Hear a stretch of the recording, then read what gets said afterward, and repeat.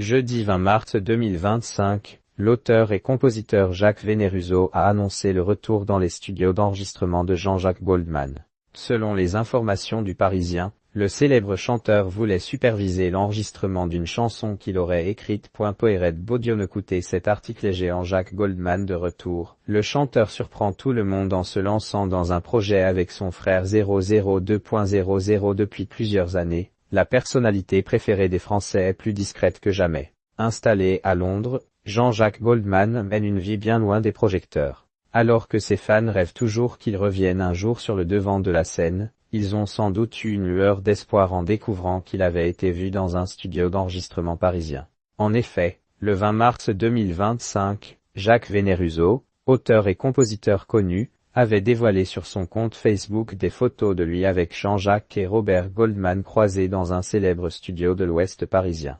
Retrouvailles de l'amitié avec deux des personnes les plus importantes pour moi, qui m'ont donné la possibilité de me réaliser dans ma passion à une époque où j'avais tout approuvé. Robert, et bien sûr Jean-Jacques Goldman, avait-il ainsi écrit en légende des clichés. Nos confrères du Parisien ont mené leur enquête afin de savoir pourquoi Jean-Jacques Goldman se trouvait dans un studio d'enregistrement. Jean-Jacques Goldman sort de sa réserve pour une bonne cause. Selon leurs informations, les deux frères l'auraient loué afin de superviser l'enregistrement d'une chanson écrite par Jean-Jacques Goldman pour le Bleuet de France, œuvre nationale centenaire qui vient en aide aux militaires blessés, aux pupilles de la nation et aux victimes de guerre et du terrorisme.